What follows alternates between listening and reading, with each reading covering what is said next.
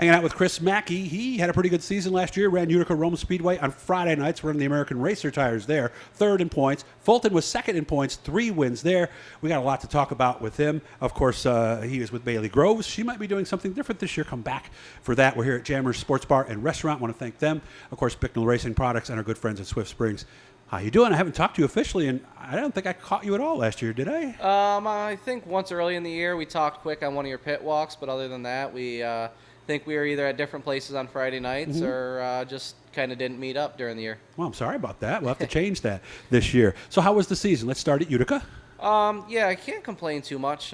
We had a lot of top 3 finishes at Utica Rome. We ended up, I think, third in points at Utica. We didn't sneak any wins there, but we were real consistent, especially middle to the end of the year. We were playing with most of the time we had a new car there, so it was a learning experience with that. And I don't know, we played around taking a different car once in a while, but we overall it was a good year there. I went only, I think, maybe once or twice. Man, I hadn't seen a racetrack that tacky on a weekly basis in a long time. Is it as fast and tacky as it looks from the stands? Yeah, it is, and that's in the beginning of the year it was really tacky, so that made it tough because if you don't qualify great or if you're handicapped, I see. Then you start. It's really hard to make moves. Yeah, so if you start 8th, you got to go, huh? More like if you're starting 15th or 13th. Well, I was thinking more like the heats, even getting in. Yeah, even in the heat races, especially with the way Deo does stuff, I think they handicapped 3 every night. That's it. 3 or 4, I think it was. So Okay. top 12 in the feature are handicapped. Otherwise, it's kind of wherever you finished type of deal. But we had a tough go there. We had a couple wrecks there.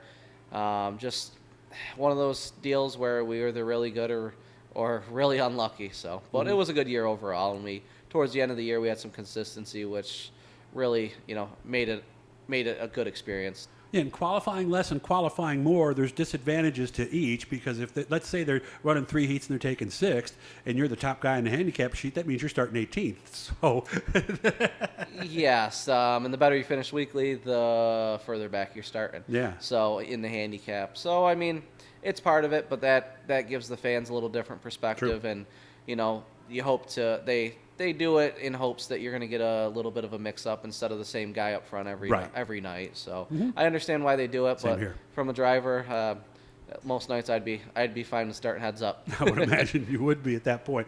Second in points at Fulton, 3 wins there. Were you that much better at Fulton, or did things just kind of work out that way? Things worked a little better at Fulton.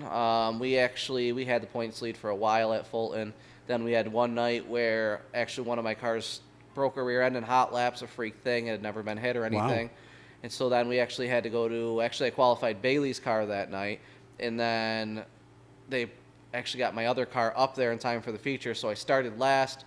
We got up inside the top 10, and we got a flat tire. So unfortunately, that was, that could have make or break the year for us there. But overall, I mean, we were really consistent there. And part of the problem was I started playing with some stuff middle of the season, trying to get that much just a little bit better, and it don't always work that way. Sometimes you end up behind the 8 ball, and then after Bailey actually won with her car, trying to figure out what we needed to do with mine, we went back to basics, which was what we pretty much was on her car. So I copied that, put it back on my car, and then it started going good again.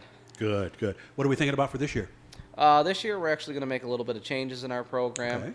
Okay. We will be at Brewerton is our plan Friday nights with a small block, and we'll race against the big blocks there, and hopefully they pay a small block bonus for the first 3 small blocks across the line. Hopefully we can, hopefully it'd be nice to pick that up a couple times. Yeah. And then we'll do Fulton on Saturday with the 358 stuff, and it's going to be a learning year for us, that's for sure. How do you know that it's the right time to do that? Is it more financial, or is it more your ability? Because you've been winning races for years now.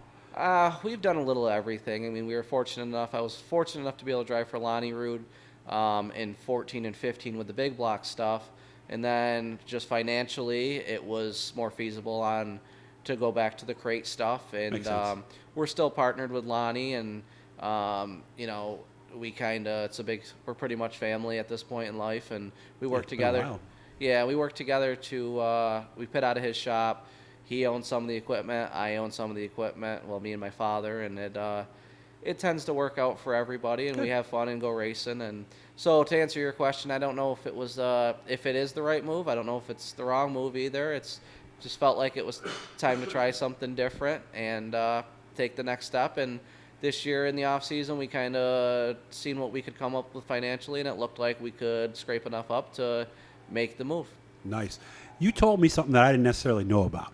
Now, Hoosiers and American Racers have different size sidewalls, so ride heights are different if you run a car in Hoosier one night and American Racer the next. You said you found a couple of ways where it's not that big of a deal to change it over. Yeah. So the rears are pretty close. So then the fronts are your big difference. American Racer fronts are a lot taller, so you have to run your shock sliders lower to get your frame, or actually your shock sliders higher to get your frame down. So then we actually found a way to put marks on the front shock sliders, and kind of, if we wanted to take that car Saturday, we could slide it to the other position, and it'd be pretty much ready for Hoosiers again, and set it on the scale and make sure it did what you wanted it to do, but you were pretty close every time. So half hour maybe between everything at the most? Yeah, by the get time that you're done? done moving stuff, and I mean, then you have to add your scaling process on top, which we scale before every race. A lot of guys in today's world with a spring smasher, if Yeah, you know I your heard. loads and you know your center to centers, you don't need to scale your car anymore. But for me, it's more of, that's the way we learned how to do it, and I have a spring smasher in the trailer, but if we do it the way we've always done it, we know what we have when we go to the track. Heard the stories. This is something I didn't know about. I don't know how I missed this, but a lot of you do not necessarily have flat floors where you are. You have levelers that the scales go into? Yeah, a lot of guys are using them now. It's 4 individual pads, or 4 individual leveling pads that have little adjusters, like, say, bolts on the bottom of them. Almost like adjusting a refrigerator almost, huh? Exactly. Same exact concept. You set your scale pads in, then you have a self-leveling laser that will level across the sides in the back, That's pretty slick. and you adjust it, and then it makes sure, I mean, you can go scale. We could scale right here in the restaurant. We could go scale out in the parking lot. We can scale in our race shop. Right in here in the ice cream place here. Perfect. I I like have it. ice cream Yeah. while we're doing it, but Yeah. it's it makes it so you know you're always scaling the same Yeah. way. Versus if you mess up and put your car, as you were saying, you put your car in the shop backwards, it might be different. If you scale on a different part of your floor, it may be different. True. So it makes it so you can scale anywhere in the shop, so you're not Yeah. trying to move stuff around to scale in the same exact spot every week as well. The Bicknell folks are one of our sponsors. I think it was Randy or somebody up there told me, if you're not sure, get your numbers, then back the car out, back it in the other way, and if the numbers are different, then you got a problem with your floor. So it's Yeah. just that's it. But if you get the levelers, you don't have to worry about any of that. So I Yeah, don't know how and- you guys didn't tell me about that. I don't know how I missed that, Chris. But you said it's fairly common knowledge. Yeah, I would believe so. I mean, anyone I know, we're friends with Andrew Ferguson. I know he's got them. Scott Jeffries Performance sells them. Okay.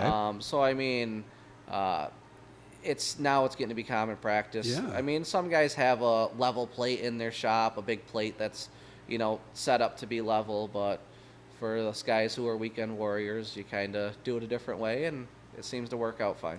When Bailey knows what she's doing, remind her to get a hold of me. And I'm not going to say anything, but we'll just let it go at that. So I want to thank the folks at Jammers, of course, Troyer DIRTcar, Bicknell, and, of course, Swift Springs.